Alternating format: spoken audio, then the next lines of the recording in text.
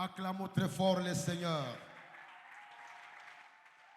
Notre Dieu est vivant. Amen.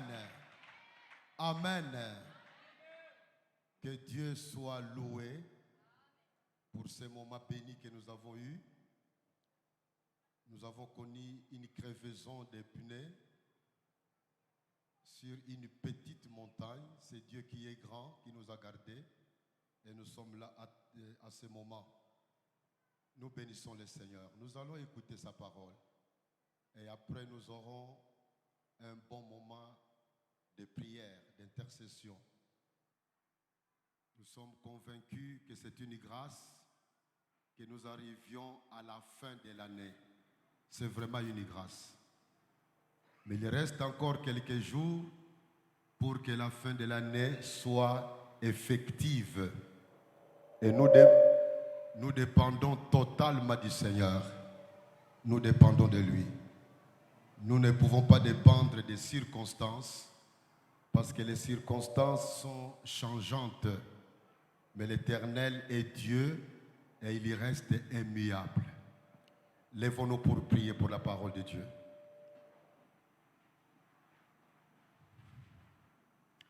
Seigneur, nous sommes ici pour recevoir ta parole. Nous sommes conscients qu'il y a encore beaucoup de frères et sœurs qui sont en retard, qui viennent. Merci de presser leurs pas. Merci de leur faciliter l'arrivée. Merci d'écarter de leur chemin tous les pièges et toutes les manœuvres du malin. Merci de faire en sorte que chacun vienne avec joie pour recevoir ta parole. Bénis ce moment de l'écoute de ta parole. Ta parole est une sémence. Plante-la dans le jardin de nos cœurs et qu'elle produise des fruits dignes de toi. Merci d'être ici. Et en même temps, nous prions pour nos frères et sœurs qui sont vraiment empêchés pour des raisons diverses. Là où ils sont, donne-leur la grâce d'être en communion avec toi. Et comme nous sommes en communion avec toi, nous sommes spirituellement en communion avec eux. Encourage ceux qui sont découragés. Renouvelle la foi de ceux qui sont en train de s'enfoncer dans le ravin de l'incrédulité. Père, merci, parce que tu nous écoutes toujours, grâce à Jésus-Christ. Amen. Restons debout, nous allons lire Joël 3, verset 10. Joël 3, verset 10.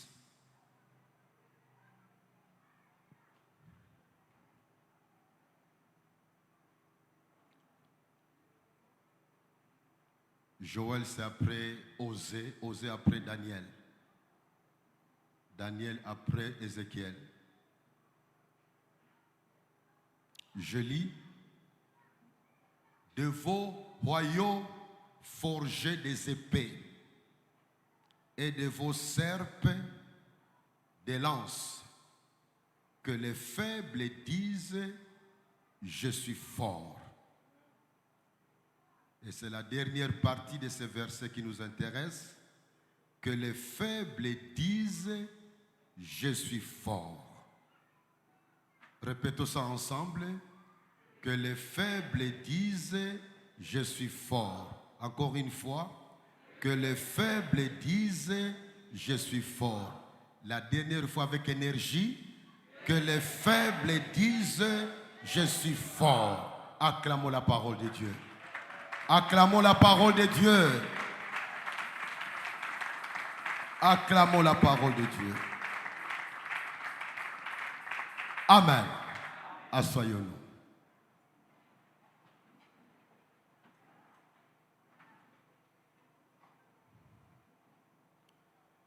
Ce matin, notre sous-thème, Quand je dis sous-thème, c'est parce que nous avons toujours un thème général.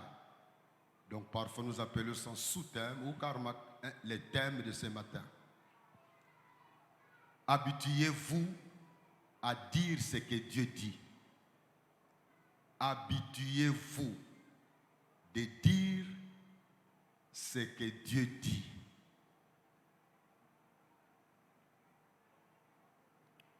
Habituez-vous de dire ce que Dieu dit. Tu peux voir A, Dieu voit B devant la même situation. Et nous, les enfants de Dieu, nous devons dire que nous voyons B, parce que c'est ça que Dieu voit. C'est ça la vie de la foi. Nous marchons par la foi et non par la vue. Marcher par la foi peut paraître une folie pour ceux qui sont en contact avec nous. Parce que toi et eux, vous voyez A, mais B voit B, et vous vous dites, je vois B. Ils vous traitent de fou. Ils diront, mais quand même c'est A, tu peux dire que c'est B. Non, Dieu me dit que c'est B, donc c'est B. C'est ça un peu le résumé du message de ce matin. C'est pour continuer un peu ce domaine de la confession de la parole de Dieu. Nous sommes en train de parler d'un thème qui n'est pas facile. Parce que les New Age enseignent aussi la confession positive. Pour ceux qui ont le temps de chatter dans l'Internet, passez votre temps à vouloir comprendre qu'est-ce qu'on appelle la foi positive selon les New Age. Et vous aurez beaucoup d'informations. Ce que nous sommes en train de traiter ces derniers temps, quand c'est mal compris, eh bien, on rejoint les enseignements des New Age. C'est ça qui fait qu'il y a certaines déclarations qui se font, même si on vit dans le péché. Mais on réclame, on déclare, on affirme, et on est convaincu que ce qu'on dit doit se faire. Comme si nos paroles ont le pouvoir de manipuler Dieu. Ça, c'est la magie.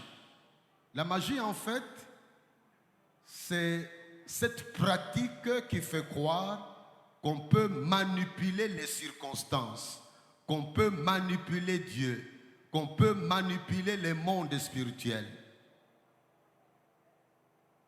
Dans la conception africaine du monde spirituel, il y a un Dieu là au sommet. En dessous de lui, il y a des divinités, des esprits, il y a des génies. En dessous d'eux, il y a des ancêtres. Et après, c'est nous les êtres humains.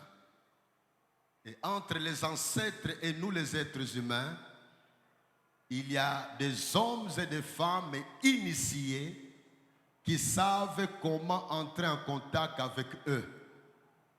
C'est là où on situe les féticheurs, les sorciers, les marabouts et tous ceux qui ont une initiation particulière. Ils savent comment entrer en contact avec le monde des ancêtres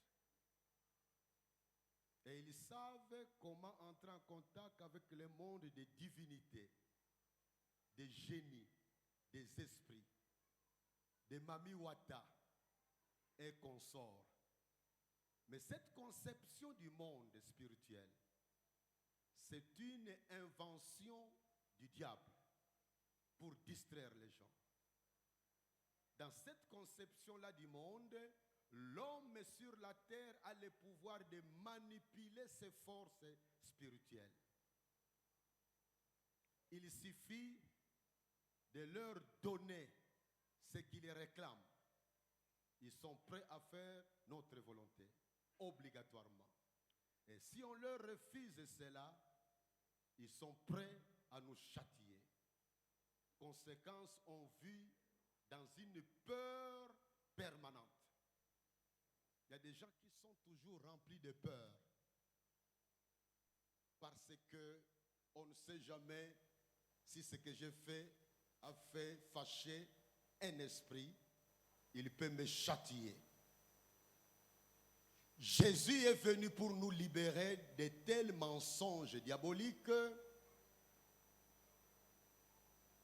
de telles inventions du diable. Il est venu nous dire la vérité, car lui-même est la vérité. Il est venu nous dire que dans le monde spirituel, il n'y a pas seulement un seul camp, en étage, ancêtre, génie, etc. Et puis ce Dieu-là, au sommet, ce Dieu-là est très éloigné des êtres humains. Il est venu nous dire, cette conception est diabolique. La vraie conception, il y a des êtres humains, il y a un monde spirituel. Dans ce monde spirituel, il y a deux camps. Le camp du diable et le camp de Dieu. Tout en sachant que le Dieu qui est dans son camp gère le monde entier. Le monde spirituel est notre monde. Jésus est venu nous apprendre que n'importe qui peut atteindre ce Dieu très éloigné, mais qui est aussi proche de nous, qui peut même vivre dans l'homme. Il suffit de croire en Jésus-Christ comme Sauveur et Seigneur. Et quand nous croyons en Jésus-Christ comme Sauveur et Seigneur, le Dieu très loin, qui est partout, fait de nous sa maison et il y vit vraiment dans nos cœurs. À tel point que le diable n'a plus le pouvoir de nous faire peur. C'est ça le message de la Bible. Alors nous vivons dans un monde où la recherche de la puissance est plus importante que la recherche de l'intimité avec Dieu. Alors vous comprenez que dans une telle conception,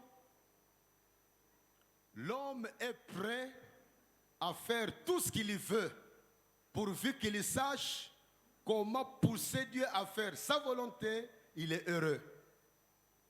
Alors il y a des confessions qui se font indépendamment de la vie spirituelle et morale de l'être humain. Je peux vivre dans le péché comme je veux, mais je connais certaines formules à prononcer et le Dieu qui a créé ce monde va se plier à ma volonté. Ça, c'est la magie. Ça, c'est l'occultisme. Ce n'est pas de ça dont nous sommes en train de parler ces derniers temps. Ce n'est pas de ça. Nous parlons de la confession dont parle la Bible. Nous parlons des acclamations, des déclarations, des affirmations que la Bible nous recommande de faire pour être témoins des miracles de Dieu. C'est pour cela que nous avons commencé cette série d'enseignements par Marc 11, 23, qui nous a dit, c'est Jésus lui-même qui a dit ça, que ce que vous dites en croyant, vous l'obtenez. Pourquoi il a dit ça, que cela est vrai? C'est parce que c'est lui qui l'a dit. C'est donc en tant que Dieu incarné, selon Jérémie 1, verset 12, comme il a dit, il veille sur ça pour que ça se réalise.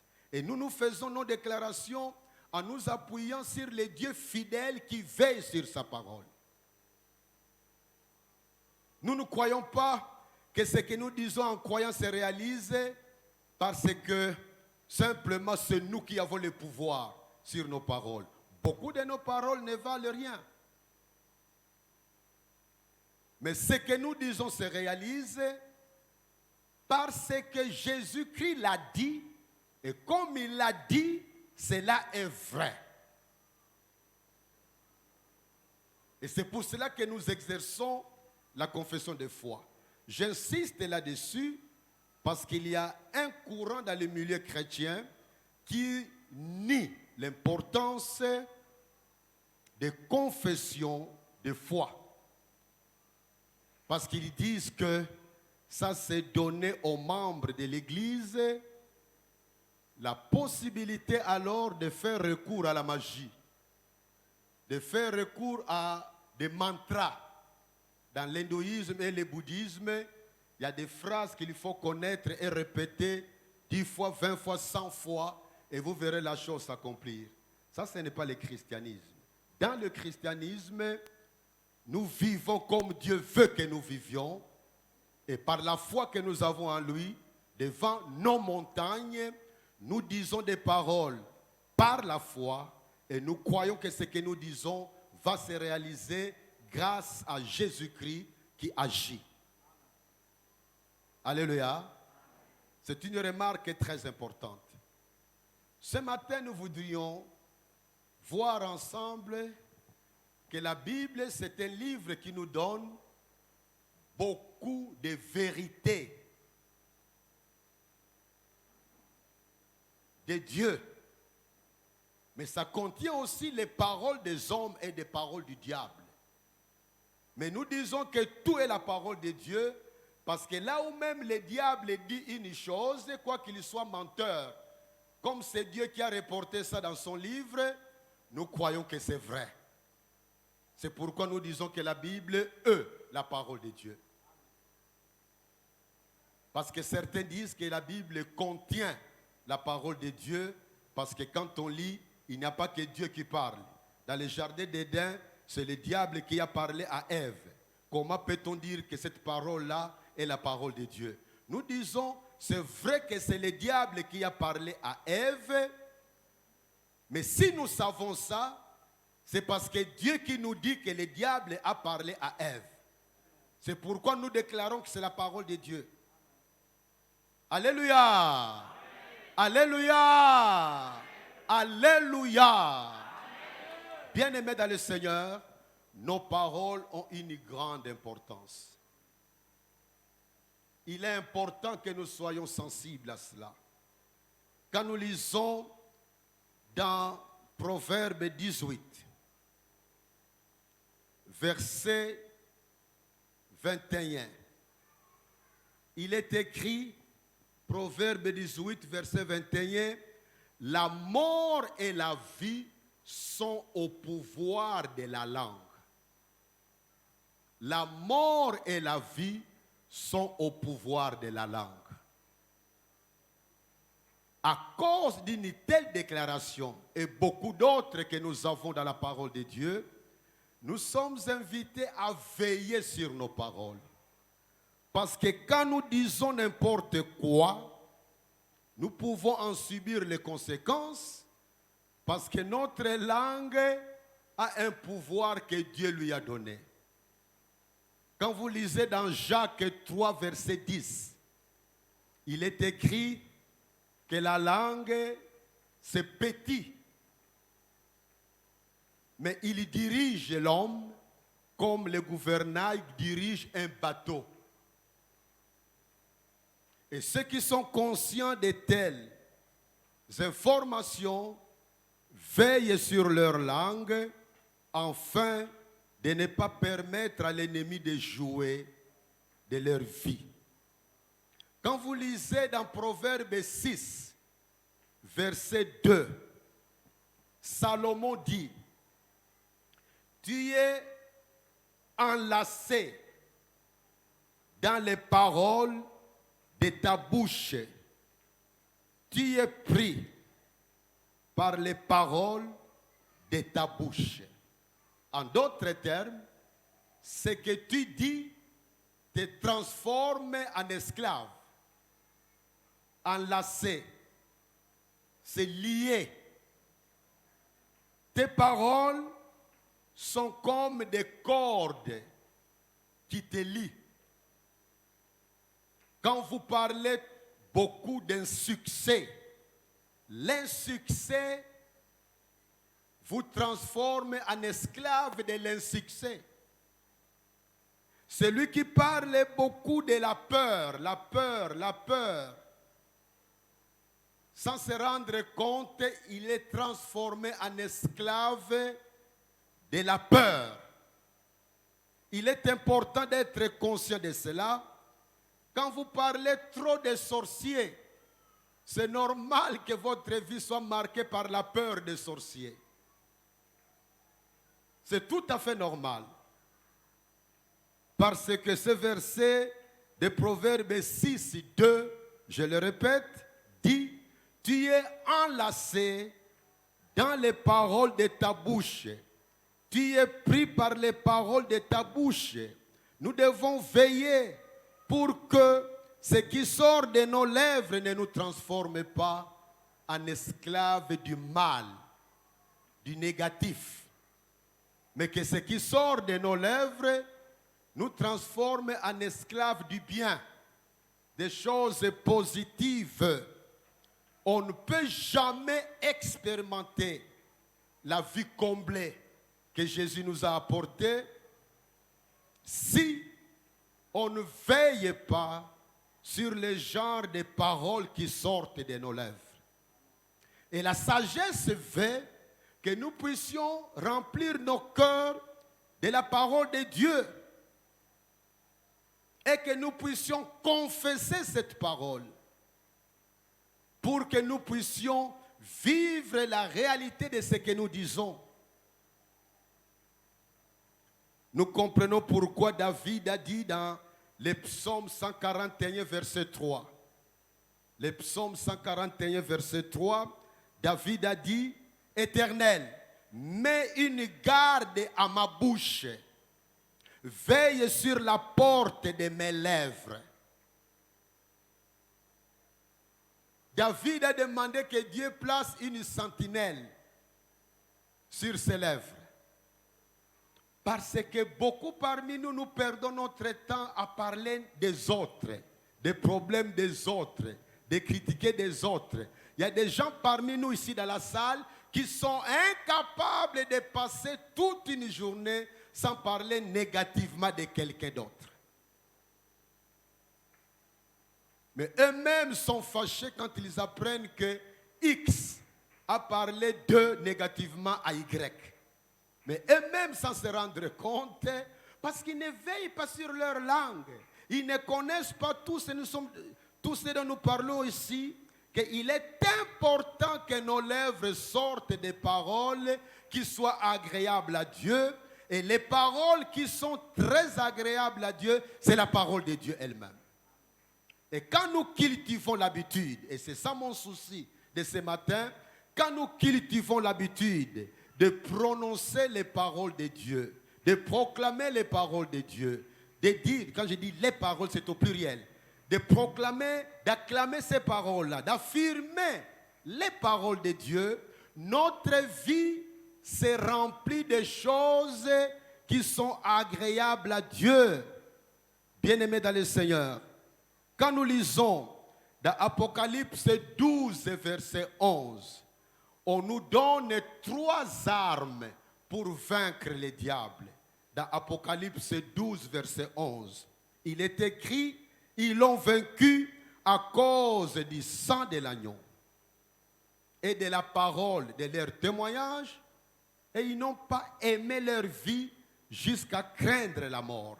Je ne vais pas commenter l'aspect sang de l'agneau et ne pas craindre la mort, mais je souligne que la parole de notre témoignage, c'est toute une arme pour vaincre Satan. C'est toute une arme pour vaincre Satan. Nous devons cultiver l'habitude non seulement de croire à la parole de Dieu, mais de la confesser, de la proclamer, de l'affirmer. Pourquoi? Parce que notre foi ne pourra jamais dépasser les niveaux de nos paroles. Je répète, notre foi ne pourra jamais dépasser les niveaux de nos paroles. ce dont nous parlons souvent exprime le contenu de notre foi. Il est impossible de gagner les bénédictions de Dieu si nos propres mots sont contraires à la parole de Dieu. C'est impossible. Nos paroles expriment notre foi. Nos paroles expriment nos croyances. Dis-moi de quoi tu parles souvent et je dirai le genre de foi qui t'habite. Bien-aimés dans le Seigneur, si vous ne parlez que de maladies en tout moment, c'est normal que la maladie trouve en toi un terrain très favorable. C'est vrai que la maladie peut arriver pour plusieurs raisons. Mais si je suis en train de parler des résultats ou des fruits de nos paroles, si toi tu parles toujours de la peur, j'ai peur de ceci, j'ai peur de cela, je ne peux pas faire ça, j'ai peur de ceci ou de cela. C'est normal que cela révèle ce que tu crois. Et ce que tu crois, ce que tu dis, d'après Marc 11, 23, c'est ça qui t'arrive. La parole de Dieu est très logique. Si vous ne parlez que de l'anxiété, de frustration, vous allez refléter dans votre vie la frustration, l'anxiété, car c'est ça que tu crois. Il y a une relation réelle entre ce que nous croyons et ce que nous disons. Comme la fois passée, j'avais dit qu'il y a une relation entre ce que nous croyons et comment nous nous comportons. Il y a une relation. Il y a une relation. Ce que nous croyons finit par être dévoilé par nos paroles. Comment savoir? J'ai toujours dit que l'un des moyens de connaître les croyances d'un peuple, c'est être avec ce peuple-là et ouvrir les oreilles pour écouter leur discours. Quand nous donnons la formation aux missionnaires, nous leur disons, quand vous arrivez dans un pays étranger, faites attention pour découvrir quelles sont les convictions de ces peuples-là. Et l'un des moyens pour découvrir les convictions de ces peuples, soyez dans leur deuil. Soyez dans leur fête. Soyez au moment de leur joie ou de leur drame. Ouvrez les oreilles. Un bon missionnaire, quand il arrive dans un pays ou dans un coin étranger, il ne commence pas par commencer à prêcher. Il commence d'abord par prier et découvrir, faire des efforts pour découvrir les convictions, les croyances d'un peuple. Car leurs croyances révèlent leurs valeurs. Et leurs valeurs vont révéler pourquoi ils font ce qu'ils font. Leur valeur va se révéler par leur discours. C'est important. Nos croyances se révèlent, entre autres, par nos paroles. Si vous ne parlez que de la sorcellerie, des mauvais rêves, des malchances, des malédictions, d'impossibilités, des échecs, et vous verrez dans votre vie des raisons qui vont se manifester pour vous donner raison, que vous avez raison de croire que tout est impossible. Il m'arrive de recevoir quelqu'un dans le bureau et puis il me dit, pasteur, tout ce que je fais échoue. Il en parle avec tristesse. Je lui dis, tu peux prendre un papier, notons un peu si tout ce que tu fais échoue. Nous commençons à analyser. Je lui dis, mais pour venir, si tu as décidé de quitter ta maison, tu es parti à l'arrêt des bus, tu as pris les bus, tu es venu ici. Tu es arrivé oui ou non? Si, je suis arrivé. Oh, mais tu as posé des actes. Depuis la maison, tu as mis de l'argent dans la poche pour les billets, tu es venu à l'arrêt des bus, et puis tu as pris les bus, et puis tu es venu ici. Donc déjà, ce n'est pas vrai que tout ce que tu fais échoue. Parce qu'en venant chez moi, tu as posé un acte, mais tu n'as pas échoué. Et je donne encore 2 ou 3, 4 exemples, on discute ensemble. Et puis on voit la personne qui était toujours remplie de tristesse commence à sourire. Parce que l'ennemi aime travailler dans des généralisations. Je ne sais pas découvrir tes vraies convictions. Mais en vivant ensemble, en vous observant, vous aussi en m'observant, nous allons découvrir des croyances qui sont au fond de nos cœurs, qui ne sont pas nécessairement exprimées en tout moment. Soyez dans un deuil, écoutez quelqu'un pleurer. Je ne dis pas que je vais au deuil pour écouter les gens pleurer. Mais je suis assis, mais sans effort. Mais tu vois, le frère ou la sœur en Christ qui déclare des choses contraires aux enseignements qu'il reçoit. Nzambe nanga pona nino tikinga. Ah Nzambe. Na sala nini oyo limbisaka te. Dis-moi na kufi. Bon, donc j'apprends que l'enseignement que j'ai donné de ne pas traiter Dieu de rancunier n'est pas encore entré au fond du cœur. Parce que la personne continue à croire que Dieu est méchant. Il lui a ravi l'enfant parce qu'il avait commis un péché dans sa vie que Dieu n'a jamais pardonné. Bien-aimés dans le Seigneur, veillons sur nos croyances.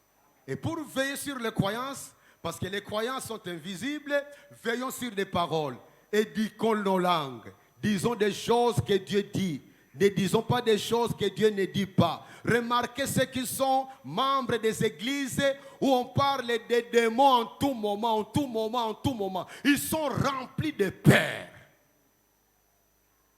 Qui comprend ce que je dis ici? Faites attention. Je ne vais pas nommer ici des églises experts dans ce domaine-là.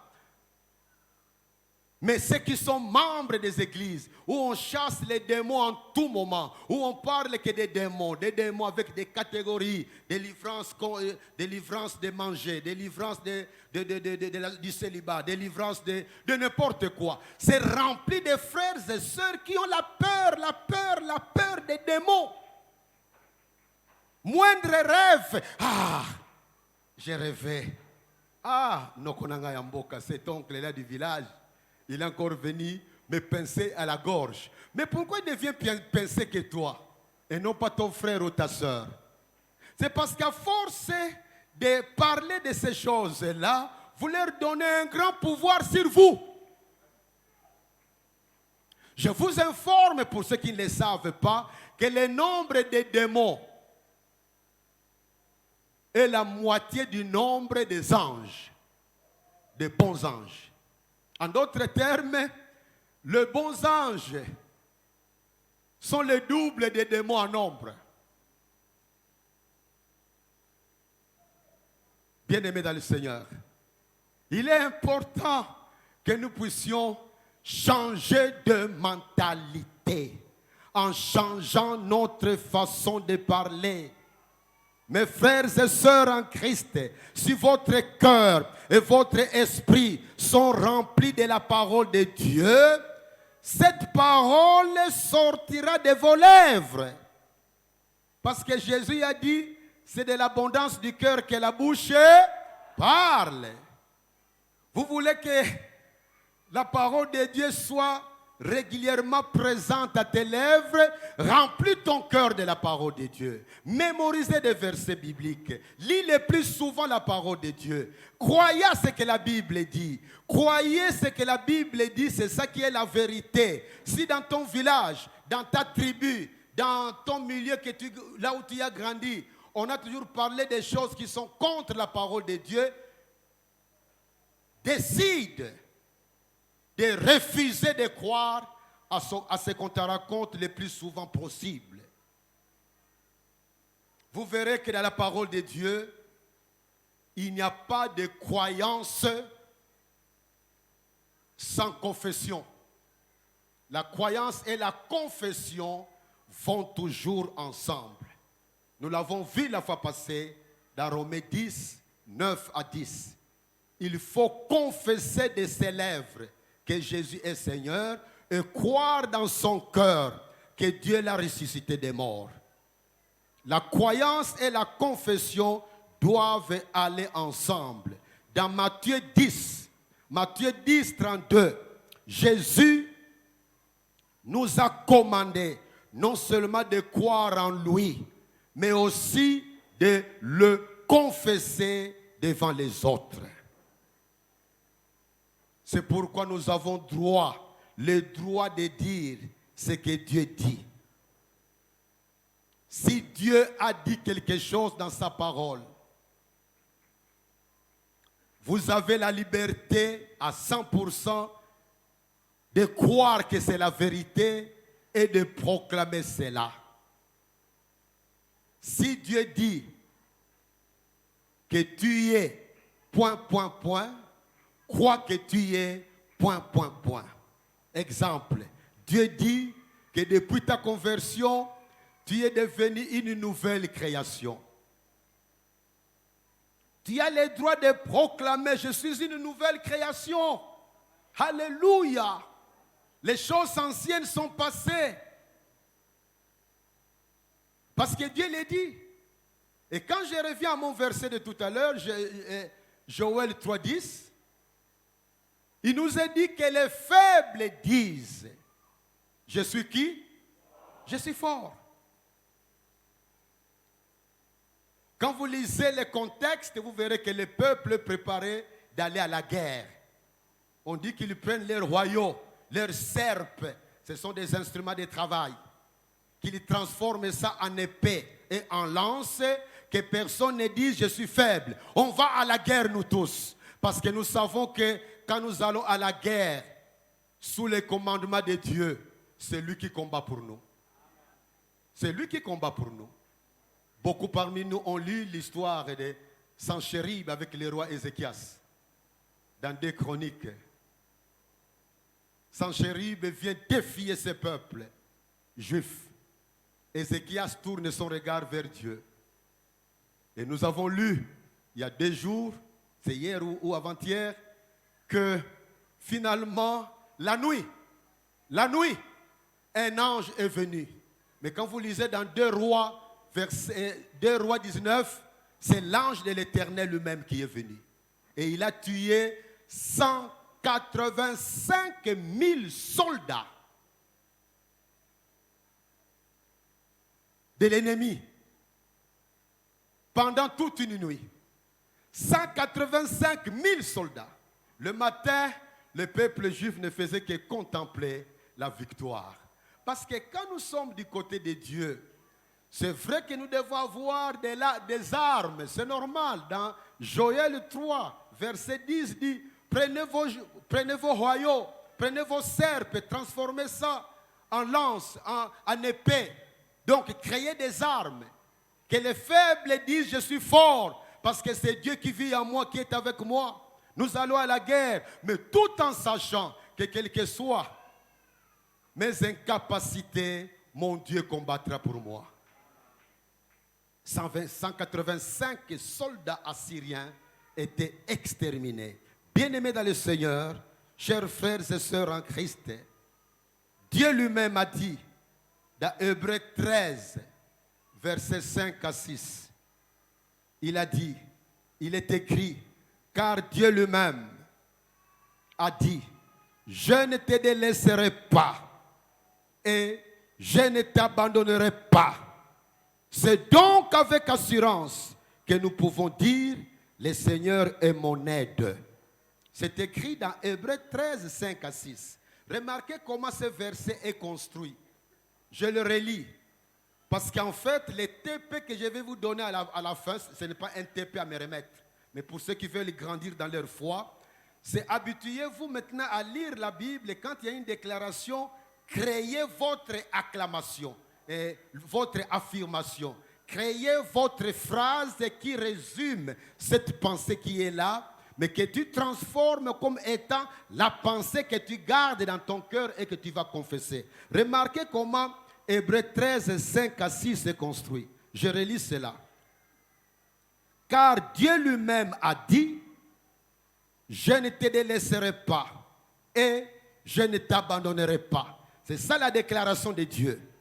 Maintenant, écoutez. C'est donc avec assurance que nous pouvons dire, le Seigneur est mon Dieu. D'un côté, il y a ce que Dieu a dit. De l'autre côté, il y a implication. Je relis ça. Soyez attentifs. Hébreux 13, 5 à 6. Car Dieu lui-même a dit, je ne te laisserai pas et je ne t'abandonnerai pas. Point. C'est ça que Dieu a dit. Maintenant, écoutez l'écrivain sacré qui tire une implication.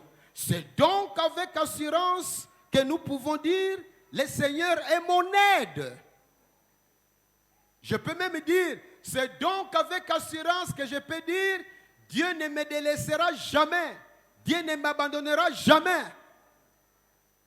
Ce qui est intéressant, c'est que quand vous lisez ce verset 5, remarquez deux verbes. Dieu lui-même a dit, 1, je ne te délaisserai pas.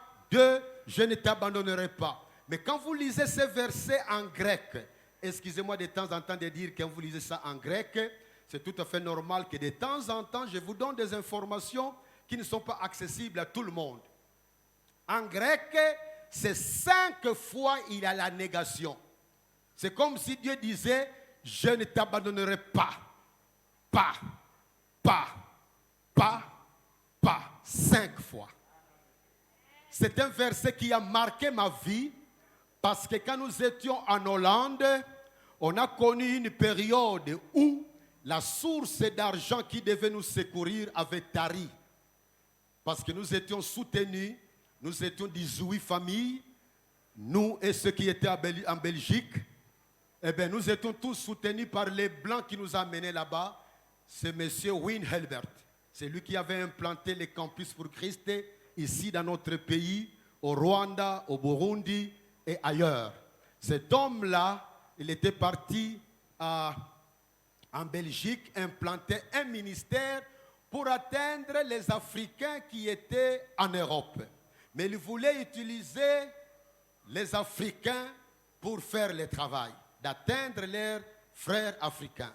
C'est comme ça que, par cette vision-là, Dieu a ouvert la porte, il nous a amenés en Europe. Les amis de Belgique étaient la première promotion. Moi, j'étais dans la deuxième catégorie. Mwenje Kongolo, l'ancien ministre, était dans la troisième catégorie. Nous sommes arrivés en Europe. Alors, ces blancs-là qui avaient la bonne volonté, à un moment donné, les églises américaines qui soutenaient le travail missionnaire qu'ils faisaient en Europe ont fermé leurs robinets financiers pour certaines raisons qui ne sont pas importantes à raconter ici. Finalement, nous nous sommes retrouvés sans ressources. Mais avant que Dieu n'ouvre un grand robinet, on a traversé un moment du désert financier. Pendant ce moment-là, un de nos enfants est tombé malade vers 2 heures du matin. Très malade. Mon épouse est infirmière de formation. Elle a commencé à me faire les discours, la dissertation de ce genre de maladie. Je lui ai dit, ne me parlez pas de tout cela. Nous n'avions aucun sou. En Europe, en Occident, quand vous manquez un sou, vous ne dépendez que de vous-même. Ici, chez nous, quand tu vas voir quelqu'un, il peut facilement te donner un transport, même si tu n'as pas demandé. Ceux qui viennent d'Europe, je pense même au Japon, n'est-ce pas, docteur? Il bouge la tête, il vient du Japon. Eh bien, en Occident, c'est différent. Si tu n'as rien, tu n'as rien. Tu ne verras pas un ami qui te donnera facilement un petit $5 ou $10, n'importe quoi. J'ai fait 7 ans en Europe, rare où il y a un blanc qui m'a donné l'argent. Simplement comme un cadeau. Nous, les Africains, nous donnons plus facilement.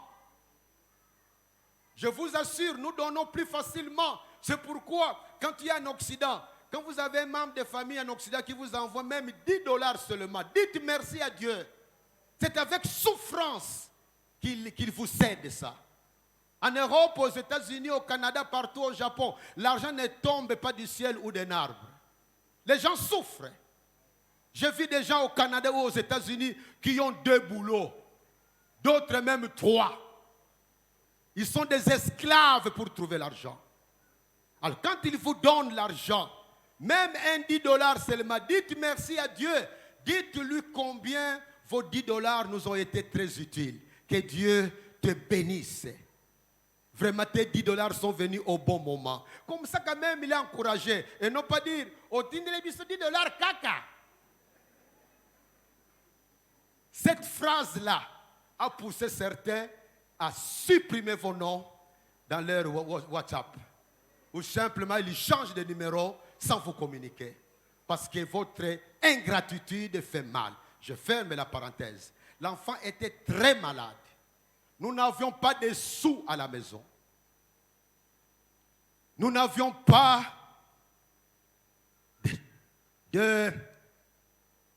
comment on appelle ça? L'assurance médicale. Merci pour celui qui sort ça. On n'avait pas ça. Pas de mutualité. L'enfant était là. D'après mon épouse, l'enfant allait vers la mort. D'après la science de ce qu'il souffrait. Je devais lutter pour refuser ça. Je ne voulais pas croire à ces discours-là. Même si c'est scientifique, je ne voulais pas. J'étais en train de proclamer, mon enfant vivra. J'ai même créé un cantique pour que ça revienne plusieurs fois. Je pars, mon enfant vivra. Jésus, tu es ici. Mon enfant vivra. Par la grâce de Dieu, vers le matin, l'enfant commençait à jouer. Par pure grâce de Dieu. Bien-aimés dans le Seigneur, cet homme nous donne un bon devoir à faire. Écrivez votre cahier, trouvez même un cahier gros où vous décidez de commencer à lire depuis Genèse jusqu'à Apocalypse, simplement pour créer vos affirmations, pour créer vos déclarations, pour créer vos confessions. Je vais publier un livre sur ça. Mais ces versets-là, je suis en train simplement de les lire et de les transformer. Apprenant le principe qui est ici, je relis. Car Dieu lui-même a dit, je ne te délaisserai pas et je ne t'abandonnerai pas. Point. C'est donc avec assurance que nous pouvons dire, le Seigneur est mon aide. Je peux ajouter que le Seigneur ne pourra jamais m'abandonner. Le Seigneur ne pourra jamais me délaisser. Même si tous les amis me fuient, même si tout le monde me fuit, je m'en fous. Parce que mon Dieu, tant qu'il est avec moi, il me soutiendra jusqu'au bout. C'est ça le langage de la foi. Mes amis, changeons nos langages. Je sais que certains ont déjà changé depuis très longtemps, beaucoup d'années. Mais ceux qui sont encore à cette école primaire, où on passe son temps en parlant des autres, on perd son temps en parlant des autres, qu'ils changent leur langage, qu'ils entrent dans cette école d'Hébreux 13, 5 à 6. Alors, cela dit, je voudrais vous donner quelques autres versets que vous pourrez lire à la maison. Je voulais vous donner beaucoup de versets, pas beaucoup, mais en tout cas, un nombre important que vous allez gérer dans votre maison. Dans le psaume 37, 5, verset 27,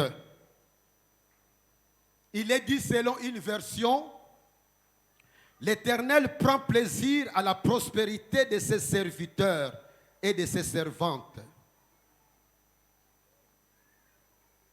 Et dans le psaume 112, versets 1 à 3, il est écrit, ils ont chez eux, donc ses serviteurs et ses servantes, ils ont chez eux bien-être et richesse. Maintenant, implication de ces versets, selon Hébreux 13, 5 à 6. C'est donc avec assurance que nous pouvons dire, oui Seigneur, tu prends plaisir à me bénir d'abondance. Tu es la source de toute richesse et tu la destines à mon foyer ou à ma maison ou à ma vie. C'est le verset simple que je prends, je transforme comme ça. Dans Exode 15, verset 26, Dieu a dit, je suis l'Éternel qui te guérit. Nous pouvons donc dire avec assurance, oui, Seigneur, c'est toi qui me guéris. Pourquoi je dis que c'est toi qui me guéris? Parce que l'Éternel lui-même a dit, c'est l'Éternel, je suis l'Éternel qui te guérit. Ma femme, c'est la 3e semaine qu'elle venait de terminer, toujours malade. Mais j'ai le droit de déclarer, Seigneur, je sais que tu es en train de guérir mon épouse. Tu l'as déjà guérie. Pour nous qui sommes de la Nouvelle Alliance, nous savons que par ces maîtrisures, nous avons été guéris. C'est accompli dans le passé. Je ne peux pas en faire mon souci en tout moment avec un visage très triste. Pasteur, comment ça va? Ah, mon frère, tu peux t'asseoir un peu? Maman n'a bien moyen. Mais vous savez que, d'abord, en tant que pasteur, avoir un tel comportement, mais je détruis la foi des autres. Il va m'écouter avec compassion, mais quand il sort, il dit, ah! Mais tu n'as pas ces problèmes dans les athées? Voyez-moi, c'est sinon que bon, les sous. Mes amis, la Bible a un discours très réconfortant. Parce que Dieu a dit, c'est par ces maîtrisures que nous sommes guéris. Nous pouvons donc dire avec courage, oui Seigneur, par tes maîtrisures, j'ai la guérison maintenant. Nous avons le droit de le dire. Les amis qui sont avec nous vont nous traiter de fous. Parce qu'ils nous voient titubant, marchant avec faiblesse. Mais souvenons-nous que les faibles disent, que les malades disent, que les célibataires disent, il faut le dire, c'est une folie. C'est ça la vie de la foi. Nous ne marchons pas par la vue, mais par la foi. Par la vue, je vois mon frère célibataire. Mon frère, vous n'êtes pas encore marié? Pas encore. Oh, mais c'est depuis 13 ans que je t'ai connu. Non, ma femme vient. Le Seigneur s'en occupe. C'est biblique. C'est biblique. Bien-aimés dans le Seigneur. Je vous donne encore un autre verset. Ézéchiel 12, 25 et puis 28. Il est écrit, moi l'Éternel, je parlerai. Ce que je dirai s'accomplira. Je prononcerai une parole et je l'accomplirai. Vous comprenez qu'à cause de ça, j'ai le droit de dire ce que Dieu m'a dit aura lieu. Ce que Dieu m'a dit sera accompli. Alléluia. Dans Jean 10, 10, il est écrit,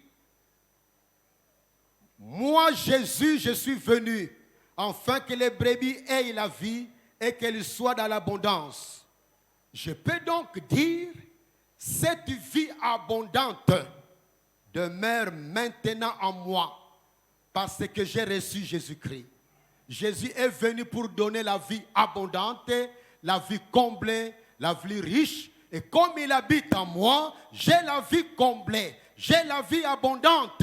Parce que Jésus qui donne cette vie-là est en moi. Ça ne doit pas seulement être pendant les moments de prière, dans vos entretiens, dans vos causeries. Sortez cela. Passez votre temps plus à dire cela qu'en demandant. Si on peut décider pendant cette année qui vient 2023, que nous soyons plus les gens qui proclament la parole de Dieu et non pas des mendiants qui viennent à Dieu toujours avec des pleurs. Des choses peuvent changer dans nos vies.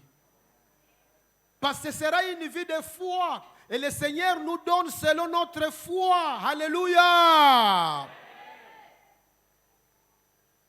Je vous donne un autre verset. Matthieu 6, 33 que nous connaissons tous. Matthieu 6, 33. Cherchez premièrement le royaume et la justice de Dieu. Et toutes ces choses vous seront données par-dessus. Toutes ces choses, si vous lisez le contexte, c'est la nourriture, c'est les vêtements, c'est le logement, c'est les choses que nous réclamons tous les jours. Mais Jésus nous dit ici, si nous cherchons premièrement le royaume et la justice de Dieu, comment nous cherchons premièrement le royaume et la justice de Dieu? C'est en mettant les intérêts du Seigneur comme étant nos priorités, en mettant ses intérêts comme priorité, en évangélisant, en formant des disciples, en proclamant son royaume, en amenant ses intérêts partout. Eh bien, si nous faisons cela, nous pouvons dire avec assurance, Christ me donne tout ce dont j'ai besoin dans cette vie. Parce que je m'engage dans l'œuvre la plus chère au cœur de Dieu, gagner les âmes. Ceux qui se sont engagés à gagner les âmes, à en faire leur priorité, ils ont beaucoup plus de témoignages combien Dieu prend soin de ses enfants que ceux qui sont paresseux dans ces domaines-là. C'est un principe universel. Dans Ésaïe 41, verset 10, Dieu a dit, ne crains rien, car je suis avec toi. Ne promène pas de regards inquiets, car je suis ton Dieu. Nous pouvons donc dire avec assurance, je n'ai plus peur, maintenant que Dieu est toujours avec moi. Mon Dieu m'a dit qu'il est avec moi. Je refuse que la peur m'habite. Je rejette toute forme de peur dans ma vie. Ce sont ces prières-là, des déclarations que nous faisons. En fait, ce sont des déclarations que nous faisons qui sont des implications ou des conclusions que nous tirons des versets bibliques qui nous confirment ce que Dieu a dit. Je vais terminer par 2 ou 3 et puis nous entrons dans les moments de prière. Dans 3 Jean 2, troisième épître de Jean, verset 2. Il est écrit, bien-aimé, je souhaite que tu prospères à tous égards et sois en bonne santé, comme prospère l'état de ton âme. Ça, c'est le verset. J'ai le droit de dire avec conviction, j'ai droit à la prospérité et à la santé, puisque mon âme prospère. Les déclarations du nouvel âge ne vont pas ajouter « puisque mon âme prospère ». Parce que là, on ne s'occupe pas de la prospérité morale ou spirituelle. Ils vont simplement dire « j'ai droit à la prospérité, à la santé ». J'ai droit à la prospérité, à la santé. C'est vrai, mais pour nous qui sommes dans la Bible, parce que mon âme prospère, comme je fuis les péchés, comme j'aime le Seigneur, comme je pardonne à ceux qui m'ont causé du tort, comme je proclame le royaume de Dieu, comme je m'occupe des intérêts de Dieu, la prospérité et la bonne santé sont les bienvenus dans ma vie. Je verrai la main de Dieu me donner la vraie prospérité et la bonne santé. C'est biblique de dire cela. Écoutez encore ce verset encore, il est merveilleux. Deutéronome 28, verset 8 à 11. Deutéronome 28, verset 8 et 11. Verset 8 et 11. L'Éternel, il est écrit, l'Éternel ordonnera à la bénédiction d'être avec toi dans ... toutes tes entreprises, et l'Éternel te comblera de biens. Parce que Dieu a dit cela, j'ai le droit de dire, Dieu bénit ce que je fais, et je réussirai, je prospérerai dans toutes mes entreprises, car Dieu ne peut pas manquer à sa parole. Voilà comment doit vivre un chrétien qui veut mener la vie de foi. Il affirme les choses dans sa vie, non pas au hasard, mais parce qu'il prend la parole de Dieu au sérieux. Dans Proverbe 10, verset 6, Proverbe 10, 6, il est écrit, il y a beaucoup de bénédictions sur la tête des justes. Que chacun mette un peu sa main droite sur la tête. La main sur la tête. Eh bien, Proverbe 10, verset 6 dit, il y a beaucoup de bénédictions sur la tête des justes. Donc, j'ai le droit de dire, je suis un homme béni. Je suis une femme bénie.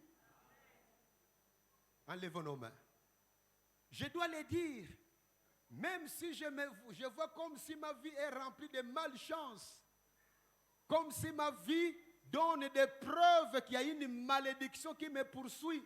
Nous sommes 5 sur la route, nous passons devant les policiers, et puis me pointe les doigts. Monsieur, viens un peu ici. Vos pièces. Mais pourquoi vous venez quand on a dit kakayo, pièces na yo.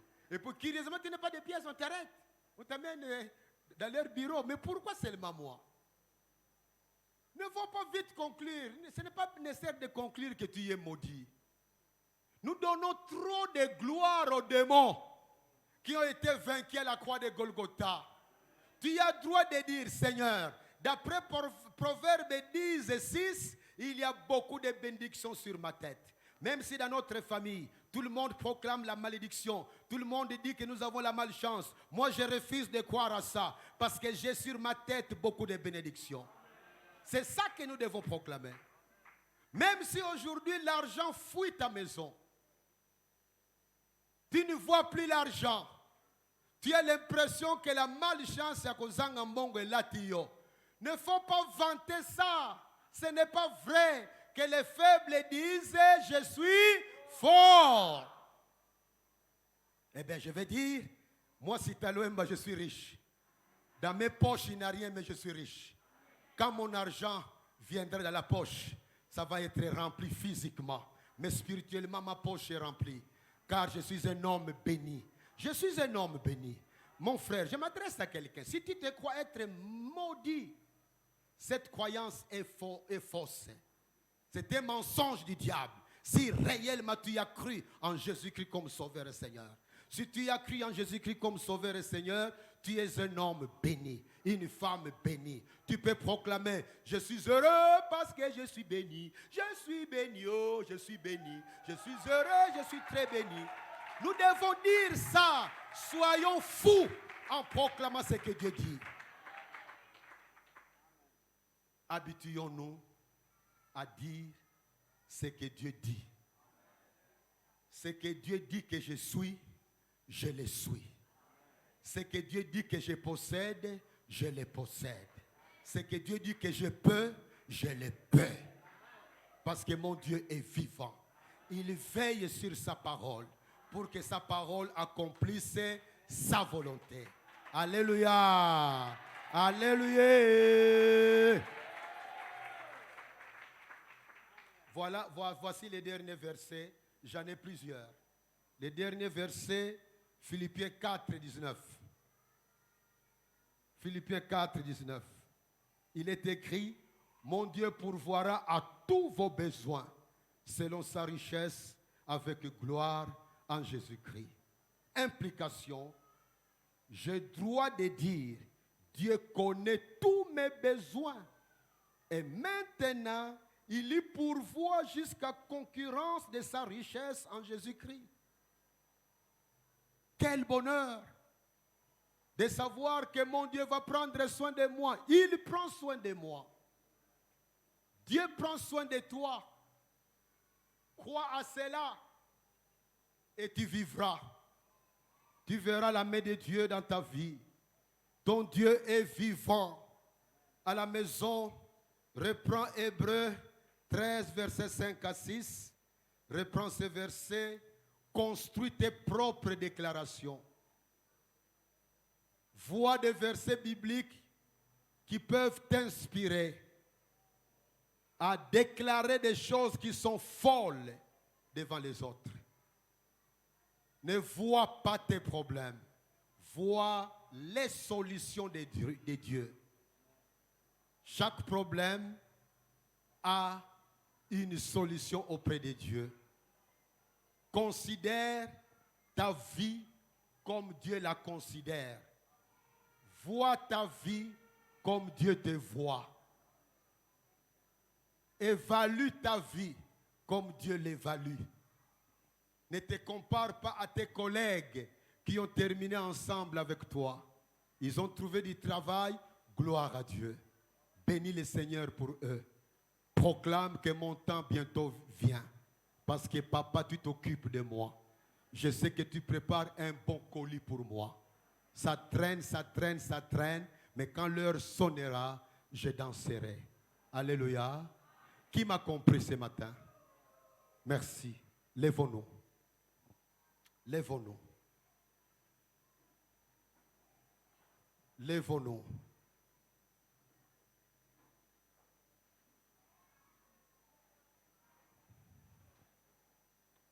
Lèvons-nous. Notre Dieu est présent dans la salle. Notre Dieu est ici.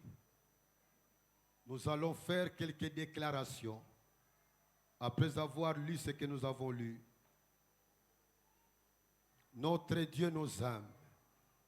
Avant que je vous donne des phrases à répéter avec moi, que chacun là où il est, à la lumière de ce qu'il a appris ce matin, commence déjà à proclamer ta foi. Déclare à Dieu. Parle à haute voix, sors ta voix. Les déclarations, on les fait à haute voix, à haute voix. Exprime ta foi à ton Dieu. Ton Dieu est vivant. Ton Dieu est puissant. Ton Dieu est grand. Affirme. Qu'est-ce que tu aimes voir arriver dans ta vie? Affirme que c'est arrivé en Jésus-Christ.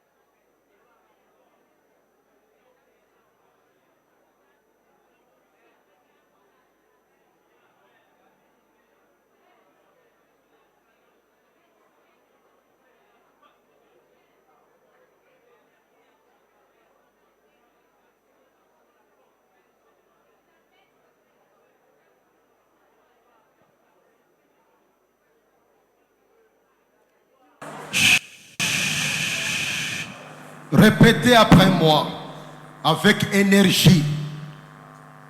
J'ai été créé à l'image de Dieu. Je ressemble à Jésus-Christ maintenant. Je suis une nouvelle personne en Jésus-Christ. Mon ancienne histoire est passée pour toujours. Toutes les choses sont devenues nouvelles. Je suis un enfant du Dieu Tout-Puissant. Je suis un héritier de Dieu. La santé et la richesse m'appartiennent déjà. Je suis déjà assis en Christ. Au-dessus de toutes les forces des ténèbres. J'ai la pensée de Jésus-Christ en moi. Je pense comme Dieu. Je dis comme Dieu. Jésus a écrasé Satan pour moi. Continuez votre propre phrase. Continuez. Tapez les mains pour ne pas être distrait. Gloire à toi, Seigneur. Gloire à toi, Seigneur. Gloire à toi, Seigneur. Gloire à toi, Seigneur. Gloire à toi, Seigneur. Gloire à toi, Seigneur. Gloire à toi, Seigneur. Gloire à toi, Seigneur. Gloire à toi, Seigneur. Gloire à toi, Seigneur. Gloire à toi, Seigneur. Gloire à toi, Seigneur. Alléluia. Alléluia. Alléluia. Gloire à toi, Seigneur. Gloire à toi, Jésus. Gloire à toi, gloire à toi, gloire à toi, gloire à toi. Tu es vivant et puissant. Tu es vivant et puissant. Oh Jésus, tu as vaincu les diables. Alléluia. Alléluia. Répétez après moi. J'ai déjà vaincu les diables en Jésus-Christ. Jésus a payé le prix de ma liberté. Il a dépouillé les principautés. Il a dépouillé les autorités de leur pouvoir. Les sorciers ont peur de moi. Jésus m'a transporté du royaume des ténèbres dans son royaume de lumière. Au nom de Jésus-Christ, je suis une personne libre. Je suis véritablement libre. Les démons, les diables lui-même, les sorciers de mon village, les sorciers de mon quartier, ils sont sous ma domination. Ils obéissent promptement à mes ordres. Parce que je résiste au diable, il s'enfuit loin de moi. Continue à prier, continue à prier, continue à prier. Alléluia. Gloire à toi, Seigneur. Gloire à toi, Seigneur. Gloire à toi, Seigneur. Gloire à toi, Seigneur. Gloire à toi, Seigneur. Gloire à toi, Jésus. Oura bara bara bara. Oura bara bara bara bara bara bara bara bara. Oh, gloire à toi, Seigneur. Gloire à toi, Jésus. Je suis plus que vainqueur. Je suis plus que vainqueur. Alléluia. Je règne sur mes circonstances. Je règne sur mes problèmes. Alléluia. Oh, gloire à toi. Gloire à toi. Gloire à toi. Gloire à toi, Jésus. Gloire à toi, Jésus. Gloire à toi, Jésus. Alléluia. Alléluia. Alléluia. Alléluia. Alléluia.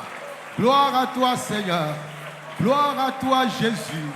Gloire à toi, Jésus. Gloire à toi, Jésus.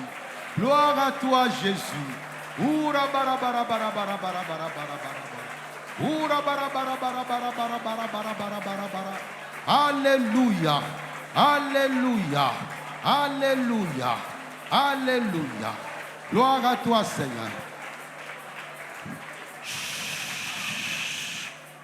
Je crois en Dieu. Je crois en Jésus-Christ. Mon cœur ne se trouble point. Je me décharge de tous mes péchés, de tous mes soucis sur Dieu. Parce qu'il prend soin de moi. Je refuse de m'inquiéter. Je choisis plutôt de penser à tout ce qui est bon. À tout ce qui est vrai. À tout ce qui est pur. À tout ce qui est vertueux. À tout ce qui est honorable. À tout ce qui est digne de louange. À tout ce qui est digne d'approbation. Je pense à la parole et la paix de Dieu qui surpasse toute intelligence. Garde mon cœur à Jésus-Christ. Je fixe mon regard sur Jésus et non sur mes problèmes. Je pense à toutes les solutions bibliques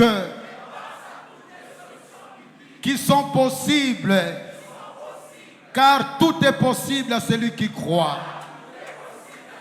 Je refuse de croire aux mensonges du diable. Je crois que tout est beau autour de moi, grâce à Jésus-Christ qui vit en moi.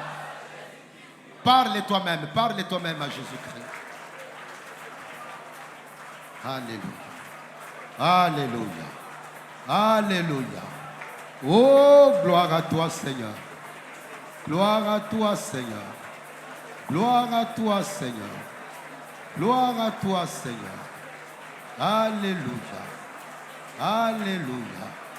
Alléluia. Gloire à toi, Seigneur.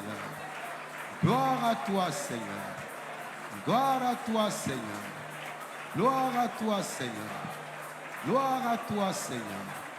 Gloire à toi, Seigneur. Oura bara bara bara bara bara bara bara. Alléluia. Alléluia. Alléluia. Alléluia. Alléluia. Gloire à toi, Seigneur. Gloire à toi, Seigneur. Gloire à toi, Seigneur. Gloire à toi, Seigneur. Alléluia. Alléluia. Alléluia. Alléluia.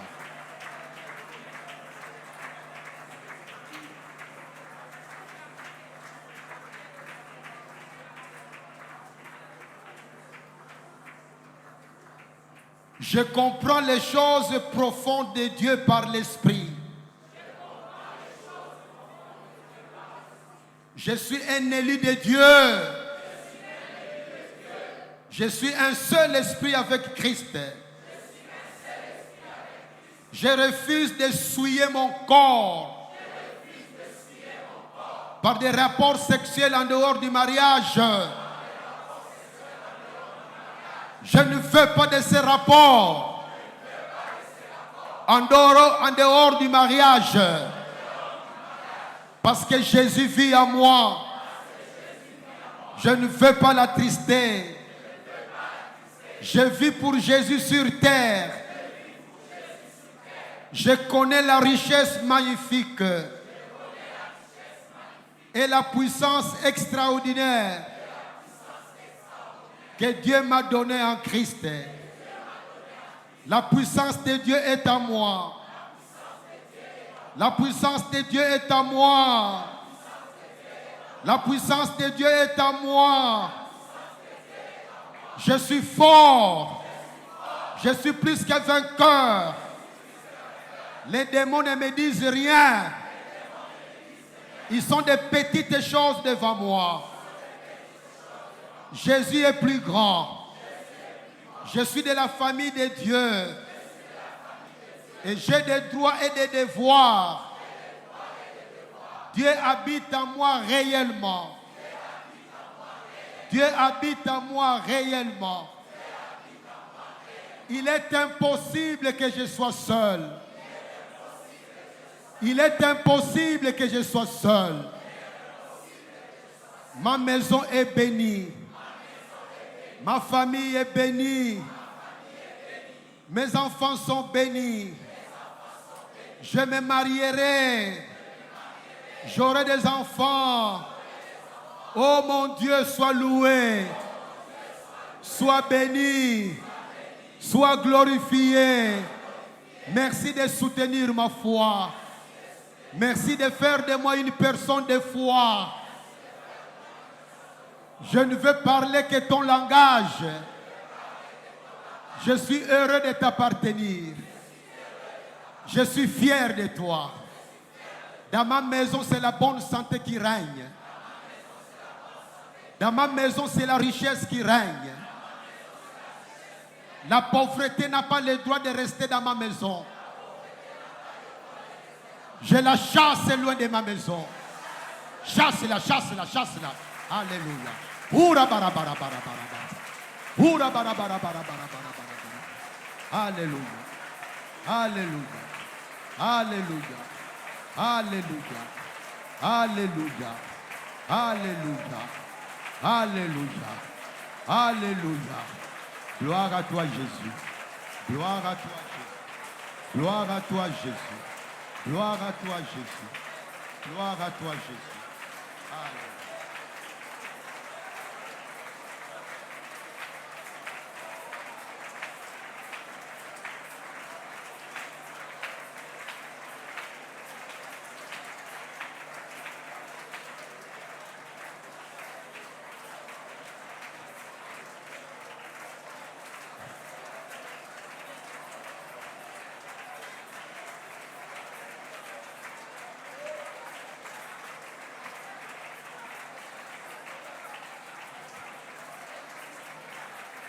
Gloire à toi, Jésus. Gloire à toi, Jésus.